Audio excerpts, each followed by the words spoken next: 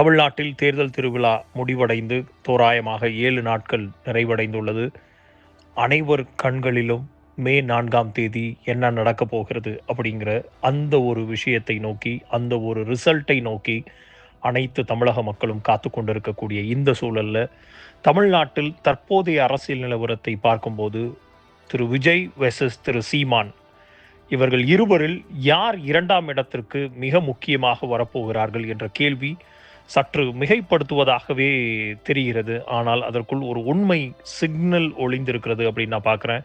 அதை பற்றின ஒரு தெளிவான காணொளியாக இன்றைய காணொளி இருக்கும். தொடர்ந்து இணைந்திருங்கள்.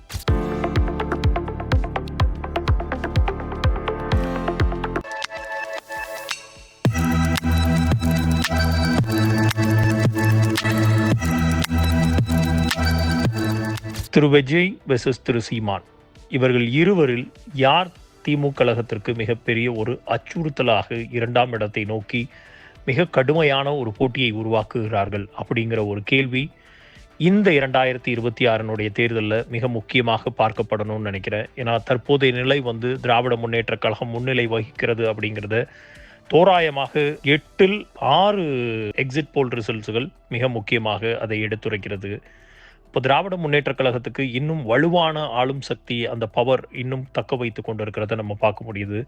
ஆனால் எதிர்க்கட்சியாக அனைத்து இந்திய அண்ணா திராவிட முன்னேற்ற கழகம் தான் இதுவரைக்கும் அதிகாரப்பூர்வமாக உள்ளது. ஆனால் அதன் வாக்கு அடித்தளம் சிதறி வருகிறது அப்படிங்கிறத பல எக்ஸிட் போல்கள் உண்மையாக்கி கொண்டிருக்கிறது. அப்போ அனைத்து இந்திய அண்ணா திராவிட முன்னேற்ற கழகத்தினுடைய இந்த வீழ்ச்சி பாதை எதனால்? திரு அம்மையார் ஜெயலலிதா அவர்கள் மறைந்ததற்கு அப்புறமே அனைத்து இந்திய அண்ணா திராவிட முன்னேற்ற கழகம் தோராயமாக 4 பாகங்களாக பிரிக்கப்பட்டுள்ளது. ஒன்று டிடிவி தினகரனோட அணி, திரு பன்னீர்செல்வத்தினுடைய அணியாக இருந்தது. அப்புறம் திருப்பி எடப்பாடி பழனிசாமி அவர்களுடைய அணியாக இருந்தது. அம்மையார் திருமதி சசிகலா அவர்களுடைய அணியாகவும், திரு கேசி பழனிசாமி அவருக்காக ஒரு தனியாகவும், அப்படி பல அணிகளாக பல கூறுகளாக அனைத்து இந்திய அண்ணா திராவிட முன்னேற்ற கழகத்தை உரிமை கோரி பல அணிகளாக பிரிந்திருந்தனர். அப்போ இதற்குள்ள இருக்கக்கூடிய மிக முக்கியமான பிரச்சனை, இந்த வீழ்ச்சி பாதைக்கு சென்றதில் மிக தலைமை ஒற்றையாக இல்லை.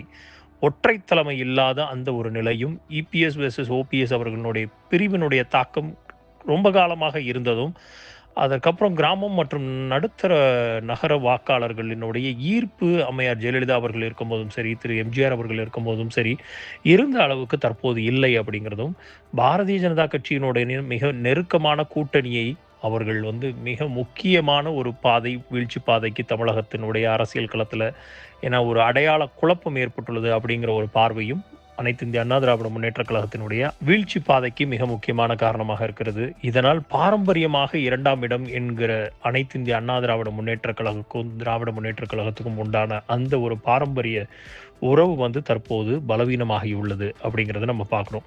திரு சீமான் அவர்களுடைய உறுதியான வாக்கு வங்கியையும் நம்ம இங்கே கணக்கில் எடுத்துக்கொள்ளணும். நாம் தமிழர் கட்சியினுடைய ஒருங்கிணைப்பாளர் திரு சீமான் அவர்கள்ட்ட தோராயமாக 1 விழுக்காடுகளில் ஆரம்பித்த அவரது பயணம் கிட்டத்தட்ட இன்றைக்கு ஸ்டெடியாக ஒவ்வொரு தேர்தல்களிலும் வாக்கு வங்கி அதிகரித்து கொண்டே 8 விழுக்காடு வரைக்கும் இன்றைக்கு ஸ்டேபிளான ஒரு வாக்கு ஷேரை வச்சிருக்கிறத நம்ம பார்க்குறோம். அப்போ இளைஞர்கள் மற்றும் ஃபர்ஸ்ட் டைம் ஓட்டர்ஸ் மீதும் ஒரு நல்ல தாக்கத்தை திரு சீமான் அவர்கள் ஒவ்வொரு தேர்தல்களிலும் ஈடுபடுத்தி கொண்டே வந்திருக்கிறார் அப்படிங்கிறதும் நமக்கு இதுவரைக்கும் கிடைச்சிருக்கிற டேட்டா நம்மளுக்கு சொல்லுது. அப்போ தனித்துவமான அந்த தமிழ் தேசியம் நெரேட்டிவை திராவிடத்திற்கு எதிரான ஒரு சித்தாந்தமாக அவர் நிலை நிறுத்தியுள்ளார் அப்படிங்கிறதையும் நம்ம பார்க்கணும். ஆனால் அந்த வாக்கு கூட்டணி இல்லாமல் வெற்றியாக மாறவே இல்லை அப்படிங்கிறது தான் தேர்தலினுடைய முடிவுகள் ஒவ்வொரு ஆண்டு தேர்தல்களிலும், அது நாடாளுமன்றமாக இருக்கட்டும் சட்டமன்றமாக இருக்கட்டும், நமக்கு தெளிவாக காட்டுகிறது. அப்போ கான்ஸ்டிடுவன்சி வைஸும் ஒரு கான்சென்ட்ரேஷன் ரொம்ப குறைவாக நாம் தமிழர் கட்சிக்கு இருக்கிறது அப்படிங்கிறதையும் நம்ம இங்கே கணக்கில் எடுத்துக்கணும்.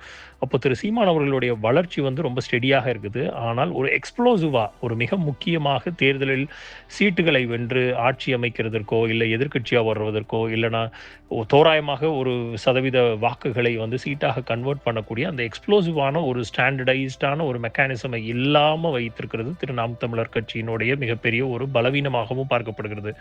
அப்போ இந்த இடத்துல புதிதாக 2026 வருகை தந்திருக்கக்கூடிய திரு விஜய் அன்னோன் ஃபேக்டராக இருந்த அவர் இன்றைக்கு ஒரு ஹை இம்பேக்டாக எக்ஸிட் போல்ல ஒரு சில 2 முக்கியமான எக்ஸிட் போல்களில் திரு விஜய் அவர்கள் ஆட்சியை அமைக்கக்கூடிய வலிமையை பெற்றிருக்கிறார் அப்படிங்கிற ஒரு கருத்து கணிப்புகளும் வந்திருக்கிறது. அப்போ திரு விஜய்க்கு மிகப்பெரிய ஒரு ரசிகர் அடிப்படை வந்து கான்சென்ட்ரேட்டடா இருக்கிறது அப்படிங்கிறது மறுதலிக்க முடியாது. அப்போ ஆன்டி எஸ்டாப்ளிஷ்மென்ட் மூடை வந்து கேபிட்டலைஸ் செய்யக்கூடிய வாய்ப்பும் திரு விஜய்க்கு இருக்கக்கூடியது இந்த தேர்தலில் மிக முக்கியமா நம்ம பார்க்கணும். அப்போ புதிய வாக்காளர்கள் பிளஸ் ஒரு அர்பன் சிவிலைஸ்டா இருக்கக்கூடிய நகரப்புற இளைஞர்கள் மீதும் ஒரு பொட்டன்ஷியலான தாக்கத்தை திரு விஜய் ஏற்படுத்துவார் அப்படிங்கிறது அதிகப்படியாக நம்ம இங்க கணக்கில் எடுத்துக்கணும். ஆனால் இன்னும் கட்சி வந்து அமைப்பு முழுமையாக பரிசோதிக்கப்படவில்லை அப்படிங்கிறதெல்லாம் தாண்டி கிரவுண்ட் லெவல்ல கேடரோட ஸ்ட்ரென்த்தும் சரி மிகப்பெரிய ஒரு கேள்விக்குறியாக இருக்குது. ஏன்னா நிறைய இடங்கள்ல இந்த தேர்தலில் பூத் கமிட்டிக்கோ பூத்தில் உட்கார்றதுக்கு கூட ஆள் இல்லாமல் 234 தொகுதியில் பல 100 தொகுதிகள் இருந்திருக்கிறது மிகப்பெரிய ஒரு தகவலாக நம்மளுக்கு வந்து சேர்ந்துகிறது. அது போக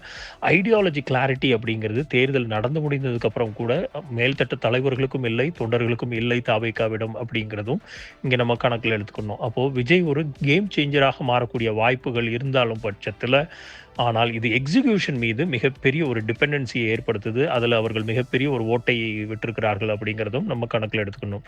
ஆனால் 2ஆம் இடத்தினுடைய போட்டி அப்படின்னு வரும்போது உண்மையில் என்ன நடக்கிறது அப்படிங்கிறத இப்போதைய ரியல் பிக்சராக நம்ம பார்க்க வேண்டியது அனைத்து இந்திய அண்ணா திராவிட முன்னேற்ற கழகத்துக்கு ஒரு விதமான சரிவுகள் அந்த பேஸினுடைய வாக்கு சதவீதத்திலிருந்து 30-35 விழுக்காடுகளிலிருந்து 15 to 20 விழுக்காடுகளுக்கு கம்மியாக சரிவை சந்திக்கக்கூடிய வாய்ப்புகளை நாம் தமிழர் காட்டிலும் அனைத்து இந்திய அண்ணா திராவிட முன்னேற்ற கழகம் இந்த தேர்தலில் பெற்றிருக்குதுன்னு பார்க்குறோம். அதே சமயம் நாம் தமிழரினுடைய சீமான் அவர்கள் ஒரு ஸ்டேபிளான ஒரு லிமிட்டடாக ஒவ்வொரு தேர்தலையும் சதவீதத்தை கூட்டிக் கொண்டே வந்திருக்கிறாருங்கிற பார்க்குறோம். ஆனால் திரு விஜய் அவர்களுடைய அந்த பொட்டன்ஷியல் சர்ஜ் வந்து எப்போவுமே அன்டெஸ்டடாக கடந்த தேர்தலில் அவர் நாடாளுமன்ற தேர்தலில் நிற்கலனா கூட இதுதான் அவர் சந்திக்கக்கூடிய முதல் தேர்தலுங்கும் போது அவருக்கு மிகப்பெரிய ஒரு பொட்டன்ஷியல் சர்ஜ் இருக்குது, அதிகப்படியான வாக்குகளை வாங்கக்கூடிய அந்த பொட்டன்ஷியல் இருக்குது அப்படிங்கிறது ரசிகர்கள் மூலியமாக தெரிந்தால் கூட அது இன்னும் அன்டெஸ்டடாக இருக்கிறதும் மிக முக்கியமான காரணம்.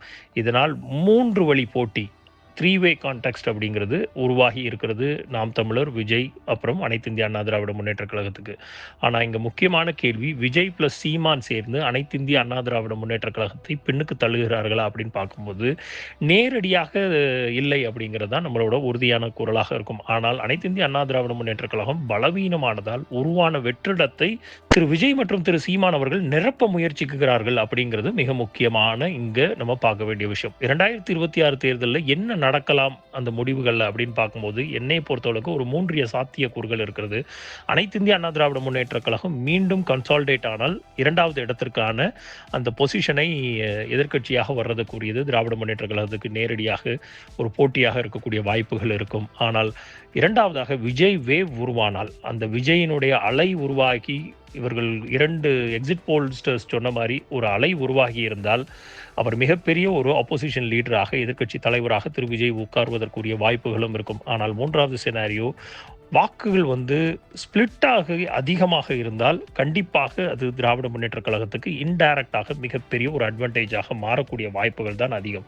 அப்போது திரு விஜய் அவர்களும் திரு சீமான் அவர்களும் நேரடியாக அந்த இறுதியான உறுதியான 2ஆம் கட்டத்திற்கான அந்த க்ளோஸ் ஃபைட் என்பது தற்போது பர்செப்ஷன் மட்டுமே. ஒரு கண்டிப்பான ஒரு உண்மையான நிதர்சனமான ஒரு க்ளோஸ் கான்டெக்ஸ்ட் இதுவரைக்கும் நடக்கப்படவில்லை. ஆனால் கிரவுண்ட் ரியாலிட்டியை பொறுத்தளவுக்கு அனைத்து இந்திய அண்ணா திராவிட முன்னேற்ற கழகம் இன்னும் ஃபீல்ட் அவுட் ஆகலை அப்படிங்கிறது மட்டும்தான் இங்கே நிதர்சனமான உண்மை. ஆனால் அனைத்து இந்திய அண்ணா திராவிட முன்னேற்ற கழகத்துக்கு மிகப்பெரிய எச்சரிக்கை மணியை திரு விஜய் அவர்களும் திரு சீமான் அவர்களும் இந்த தேர்தலில் கொடுப்பார்கள் அப்படிங்கிறதும் மிக முக்கியமாக பார்க்கப்படணும். அப்போ அனைத்து இந்திய அண்ணா திராவிட முன்னேற்ற கழகத்தினுடைய வீழ்ச்சி அதனால் உருவான அரசியல் வெற்றிடத்தில் விஜய் மற்றும் சீமான் அவர்கள் போட்டியிடுகிறார்கள் அப்படிங்கிறது தான் இன்றைய காலத்தினுடைய நிலை. அது அடுத்தடுத்த தேர்தல்களில் எப்படி மாறப்போகிறது அப்படிங்கிறதை தீர்மானிக்க வேண்டிய நாள் மே 4ஆம் தேதி. அந்த நாளை நோக்கி உங்களைப் போல் நானும் காத்து கொண்டிருக்கிறேன். அடுத்தடுத்த நாள் காணொளியை காண லீடர்ஸ் சேனலை சப்ஸ்கிரைப் செய்து எங்களுக்கு ஆதரவளியுங்கள். நன்றி, வணக்கம்.